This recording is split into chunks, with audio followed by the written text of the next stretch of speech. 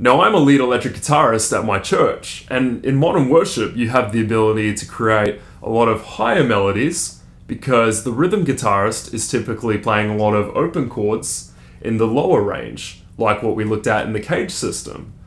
So, when I teach how to play higher melodies, ambience, or adding simple melodies, maybe even just two notes, which are called double stops, and I'll teach that in the later lectures.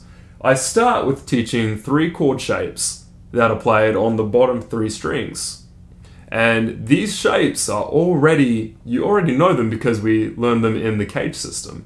But we're breaking them down and we're going to learn how they can be movable in a simple fashion to where we can do a lot more creative expression with variations.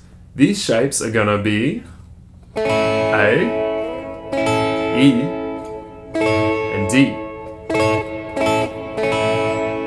So how do these shapes work? Well, let's take a look at the first one, right? We have A.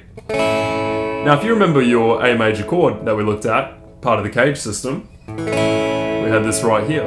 All we're doing is we're taking off the fingers that aren't used on the bottom 3 strings. And now if we just play the 2nd fret on the 3rd and 2nd string with the open 1st string, we actually have an A chord. We have our 1, 3, and 5 in these bottom 3 strings. We have our 1 on the 3rd string, our 3 in 2nd fret of the 2nd string. It's going to be A, C sharp, A, 2 whole steps, C sharp, and then finally E is our open 1st string, so that's the 5. 1, 3, 5. Okay, now what about our E shape here? Well, check this out. If you remember your E major chord, alright, let's take a look at this here. We had, on the bottom 3 strings, just our 1st finger on the 1st fret of the 3rd string. If we play those 3 bottom strings here, let's take a look at each of them, right? We know that our 1st string is E, so this is the 1 now. Our 1 is on the open 1st string. What about 1st fret of the 3rd string? Well, if you remember, as we looked at it, the voicing, we have our 3 right here. This is a G sharp. We know that this is a G, this is a G sharp. We're going half a fret higher. And then we know that open 2nd string is a B. So that's our 5 in the E major chord. We have 1, 3, 5. So that's our voicing right there, is a little bit different, but we still have our 1, 3, 5, which makes up the major chord. Now, if we're going to make this an A, like what we had with our 1st chord shape, if we were going to play this shape and make it movable, we're going to take E to A. That's going to be, think about how many half steps or frets that's going to be higher than E.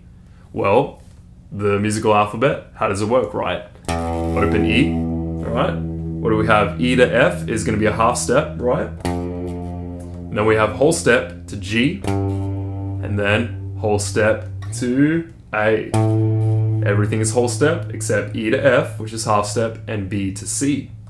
So what's the difference? What's the distance there? That's going to be 5 frets. So that means we take our E major shape here, we move that up 5 frets. So the 1 on the 3rd string now becomes a 6. And then we place our 1st finger. This is your introduction to bar chords here. We start with doing it on the open, the 1st and 2nd string because it's easiest, they're the thinnest strings. So that's how we get used to it. And they're going to be barring, the 1st finger is going to be barring the 5th fret now instead of open. And then 2nd finger, or it might be easier to play the 3rd finger if you're just getting used to barring, because then you can use your 2nd finger kind of as a reinforcement for your 1st finger to bar the 5th fret. And there you go, you're playing the 6th fret, 3rd string, 5th, 5th on the 1st and 2nd string. And now you have an A major chord right here. But the voicing and the inversion is different now. Because you're playing a 3 as the lowest note. So if you remember from the last lectures, what is a 3? What kind of inversion is that? That's going to be a first inversion. So we had A major over here in no inversion, because the root is the bass, and now whole step to where C sharp is in the bass, first inversion. When the 3 is in the bass, that's going to be first inversion. Now let's check out our D chord shape, our final one. Alrighty, well, if you remember your D major chord, this is using all 3 fingers still, but to make it movable, we're just playing the bottom 3. And if you look at each individual note, you'll remember, well, what note is that? That's going to be open G right here, and then whole step is going to be A. So in A, we have a D on the 3rd fret of the 2nd string. And then finally, our F sharp. Because E to F is half a step, and then this one has to be F sharp. So what's the voicing here? If you remember the key of D, if this is the 1, and also to make it more simple, you have your 4th string as a D, so we could travel up, whole step, okay, so that's our 3rd. Now we go back to our D major chord shape here. So we have that note there, and the relationship here, remember the C octave shape? There you go. So you've seen the relationship between different notes here. Whole step, so that's 1, 2, 3, 4, half step, 5, whole step. There's an octave there, and this is open A string right here. And then standard octave, 2nd fret, 3rd string. So what is A in the key of D? That's the 5. We have 5, 1, 3. So that's the order. You see how we can change the order of 1, 5, 3, 1, 3, 5, 3, 5, 1. And all this is inversions, chord inversions. So if we had first inversion with our E shape, with the 3rd in the bass, if our 5th is in the bass now, that's going to be 2nd inversion. So there you go, we have 3 movable shapes that are in root position, 1st inversion, and 2nd inversion. So take a look at this one more time with me now. See if you can get used to transitioning between these chords. We have the root position, A. We have the E shape, and then you're going to play the D. So we know that A is the 5th of D. Look at that. That's going to be 7 fret difference. This dot right here that you see on the 7th fret, that's your A note on the 4th string. So that means everything here in the D chord, we're going to move it up 7 frets. That's going to be on your 9th fret. Your 2nd fret, your fingers there, are now going to move up all the way to the 9th fret. So you have your 1st finger, 9th fret, 3rd string, 2nd finger, 9th fret, 1st string, and then your 3rd finger, 10th fret, 2nd string. Pretty cool. So now try transitioning these 3 chord shapes, playing the A major chord we had, root position, E shape, D shape. Alright. First inversion, sorry, root position. It's going to be 1st inversion, E shape. 2nd inversion, D shape. A, E, D. Alright, what about other chords now? Because we can move these shapes around, right? So if I take a look at, let's try our D chord next, alright? Well, what would be the next one? We have an A shape right here. Okay? The root position,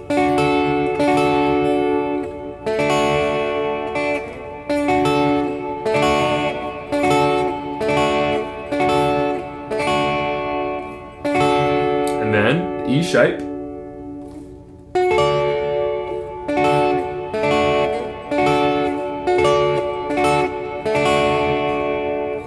And do you know how this works? Well, think about, we know D chord, and then why is it right here for the A shape? Well, you remember A? How many frets higher is D than A? Whole step, half step. A, think A sharp, B, C, B to C is half fret, C sharp, D. 5 frets, okay? So taking your A shape, if you move that up 5 frets, that's gonna be D. That's what we did right there, okay? And then what about the E shape to play D? Well, this one's gonna be a far one, because if we have, it's almost better to think backwards, because it's so close. You're gonna go, play this up here, 12th fret, where it's the same. Go backwards, you have D sharp, and then, or E flat, and then D. So now I remove the whole chord, I just moved that chord shape right there, which we're going to do later. We're going to learn about the trickiness of bar chords and how you can take the entire chord. But we're just taking a look at the 3 strings, because there's a lot of variations. There's more creativity you can use with playing 3-string chords. So you end up right here, okay? Because E to D, you're going back 2 half frets, right? So what you have? You have your E right here, and that's your D. What about finally if we're starting in open E? Alright, we have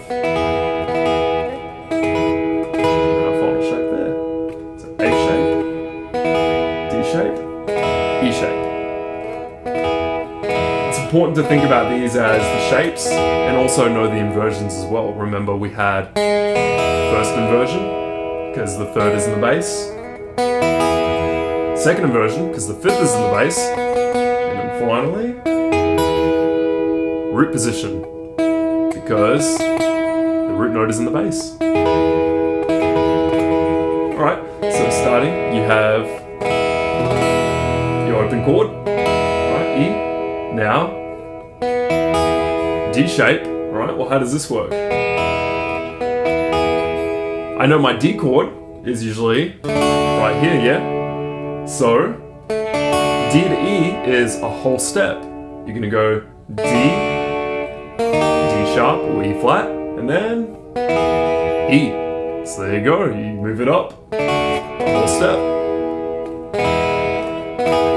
And then, what about the A shape you have right here? Well, go to your open A chord, bottom 3 strings. From A to E, how many frets is that? Well, let's look at open A string, A sharp, B flat, B, C, C sharp, D, D sharp or E flat, and finally, E. 7 frets. So, I take my A shape right here, I move this up, 7 frets. So that means my 2 fingers on the 2nd fret of the 3rd and 2nd string are now on the 9th fret. And then, because I'm playing an open string, open 1st string, that's now going to become 7th fret. And voila, you have your E chord right here. So that's your first example right there of looking at how these 3 chord shapes, you can move them around to play any of those 3 chords using the different inversions, the different shapes. So you might be wondering, what about the C shape or the G shape? Why do we just have the A, D, and E? Well, let's take a look at our open C chord, shall we? We should check this out. If you look at your bottom 3 strings, move that up a whole step, move that up to the key of D, and this is what you'll find. It's the same shape. Pretty cool. So the C major chord is using the D shape, specifically for the bottom 3 strings. What about your G chord? Well, we played it like this, and then we also played it like this. Let's take a look at the first way. Now take a look at just your bottom 3 strings. So what you have here is we have open G string right here, 3rd string. Then you have the B, which is, that's going to be the 3rd in the G. And then we have an octave right here. We have a 1 again. So we're missing the 5. So that's why it's not typically a shape. But check this out. This is where I start to introduce to you how we use variations. And when I say variations, I mean altering the chord in little ways to where it contains the idea, or it's in the context of playing a G or another chord, but you might be playing, instead of the 1, 3, 5, you might change out one of these to another scale interval. So maybe you play, if I could use an example here, I might play, similarly, this is close to the E shape right here. And then what about the second way? Well, for this one, you still have your open 3rd string, which is a G. Then you have your 5 instead of a 3, which is a D. You have a G, D, and then you still have your octave. So this is where variations start to come into play, because now you might be removing, you might not necessarily be playing the whole major chord, the 1, 3, and 5. You might take out a 3, you might take out a 5, or even the 1. And you might play something else that'll sound pretty and in the context of that chord, especially if the whole band is playing a G chord, for example. Let's say we're playing the D chord, right? The whole band is playing D. Well, check this out. Here's some variations I'm going to start introducing to you next. That's cool. Right there. And then. So what am I doing there? Well, glad you asked. This is going to be taking. We're going to be playing a 4 instead of the 3. So that then becomes a 1, 5. Sorry, a 5, 1. So it's A in the bass, and then D, and then a G is going to be the 4, because the G is 1, 2, 3, 4. That's the theory of it. I don't think of it as changing a different chord. I think of it as a variation of the G chord. Sorry, the D chord. And then, what you had here was, you have 2 5s now. You still have the D, but then you have A, and then a higher A. So that's no longer a major chord either. That's called a power chord. We have the 1 and the 5. And then I also went, another example, I went open 1st string. And E in the key of D is the 2nd. So we have 5, 1, 2, 1, 2. And that's called a suspended 2nd chord. But again, I don't think of it as different chords necessarily, but rather just variations. Especially if I'm thinking as a lead guitarist. If I'm just trying to create pretty melodies. The context is D. But I'm going to also explain the theory behind this as we start looking at something called double stops, which is playing 2 notes that are using different scale intervals. So we might just play the 1 and the 5, for example, the power chord. We might just play a 1 and a 3 together. And then 5. You know, 2 notes instead of just the 1, 3, and 5, a chord necessarily. But that's gonna be our building ground. That's our foundation, okay?